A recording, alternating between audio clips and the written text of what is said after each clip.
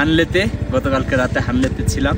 আসলে রাতের হানলে মূলত বিখ্যাত রাতের আকাশ দেখার জন্য, কিন্তু যে ঠান্ডা তাতে ঘর থেকে বের হওয়ার সাহস পাইনি। এখনও 3 ডিগ্রি সেলসিয়াস, যদিও মনে হচ্ছে রোদের তীব্রতা বা আলোটা দেখে আপনারা হয়তো ভাবছেন অনেক গরম লাগবে, প্রচণ্ড ঠান্ডা।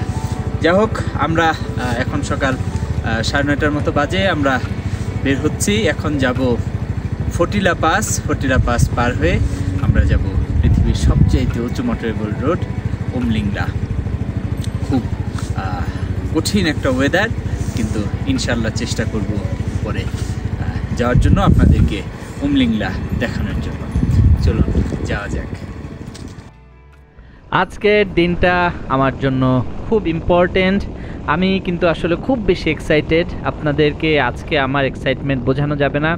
এই দিনটার জন্য আমি অপেক্ষা করেছি দীর্ঘদিন। আপনারা হয়তো ভাবছেন যেদিন থেকে বাংলাদেশ থেকে কলকাতা হয়ে রওনা দিলাম সেদিন থেকে অপেক্ষা করছি কিনা, কিন্তু না, এই দিনের অপেক্ষা প্রায় 4 বছর। দীর্ঘদিনের প্ল্যানিং, কোন দিক দিয়ে যাব, কি করব না করব। অনেকে হয়তো খুব কুইকলি চলে আসতে পারে, কিন্তু আমি এবং আমার টিম কোথাও আমরা মুভ করলে খুব চিন্তা ভাবনা করে পড়াশোনা করে যাই। খুব এক্সাইটমেন্ট কাজ করছে। ওই যে দূরে একটা পাহাড় দেখা যাচ্ছে, ওই পাহাড়ের চূড়ায় হচ্ছে ফটিলা পাস। আমরা প্রথম ব্রেকটা দিব ওই ফটিলা পাসে, এবং এই পাহাড় যে সারিগুলো, এটার উপরে সবচেয়ে উঁচু জায়গা ফটিলা পাস। তারপর আবার আমরা নিচে নামবো, নিচে নেমে আবার যখন উপরে উঠে পৌঁছাবো, সেটাই হচ্ছে সেই কাঙ্ক্ষিত উমলিংলা। উমলিংলা সম্পর্কে অনেক গল্প আছে, অনেক কথা আছে। আজকে আপনাদের সাথে অনেক গল্প করব।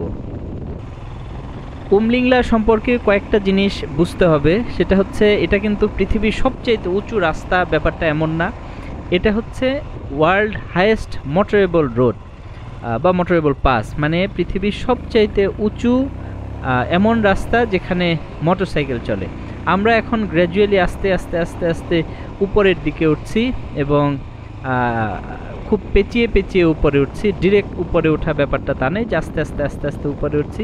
কিছু কিছু সময় আবার একটু শর্টকাটও নেওয়া যায়।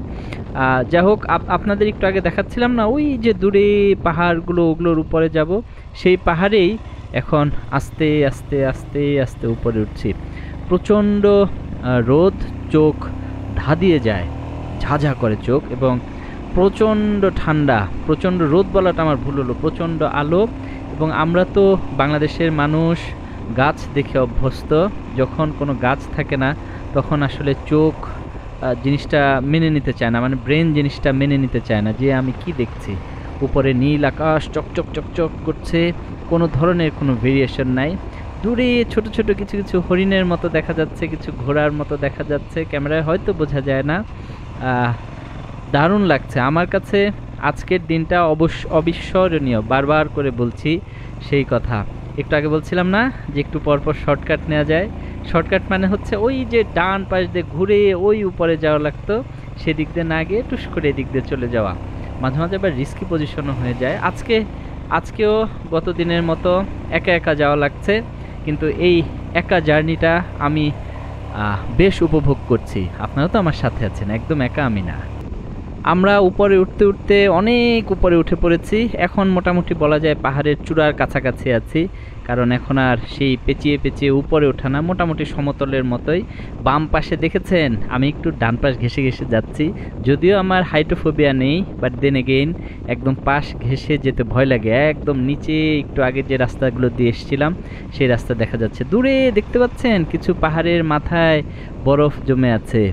এই বছর 2025-এ আমার নিয়ত হচ্ছে নেপালে যাব, হিমালয় পর্বতমালায়। আমার সত্যি কথা বলতে Everest base camp, Annapurna base camp কেন যেন যেতে মন চায় না। আমার কাছে মনে হয় ওই রাস্তাগুলো খুব বাণিজ্যিক। আমার ইচ্ছা কুম্ভু পর্বতমালার কয়েকটা পাহাড়, 6000 6500 মিটারের কয়েকটা পাহাড় যদি সামিট করা যেত, দারুণ হতো। সেক্ষেত্রে শক্তিশালী স্পন্সর লাগবে, বাট আমি বিশ্বাস করি শুধু টাকার জন্য কোনো কিছু আটকে থাকে না, একটা ব্যবস্থা হয়ে যাবে। ওই যে দেখতে পাচ্ছেন পেঁচানো পেঁচানো রাস্তা উপরের দিকে উঠে গেছে, ওটার উপরেই ফটিলা পাস। প্রায় ফটিলা পাসের উপরে চলে আসছে। ওই যে ফটিলা পাস, আমরা চলেই আসছি। এটা কিন্তু একদম ছোটো মোটো কোনো ব্যাপার না, এটা পৃথিবীর 6 হাইয়েস্ট মোটরেবল পাস, মানে পৃথিবীর সবচেয়ে উঁচু যে রাস্তা যেখান দিয়ে মোটরসাইকেল চলে বা গাড়ি চলে তার ষষ্ঠ উচ্চতার এই পাস। দারুণ সুন্দর, এটাও একটা বিরাট অ্যাচিভমেন্ট। জায়গাটা একটু দাঁড়াই, জায়গাটা আপনাদের একটু দেখাই, যদিও প্রচণ্ড ঠান্ডা লাগছে বাট আপনাদের তো দেখাতেই হবে।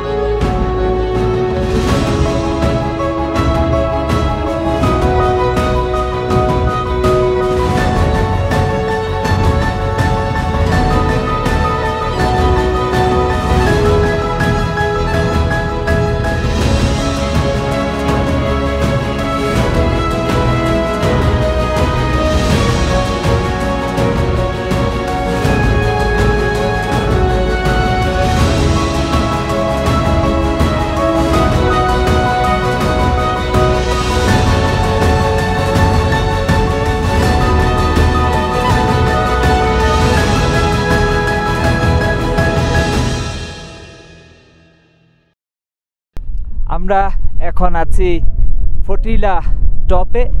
এটা পৃথিবীর 6th হাইয়েস্ট মোটরেবল পাস। আমরা যাচ্ছি এখন উমলিংলায়।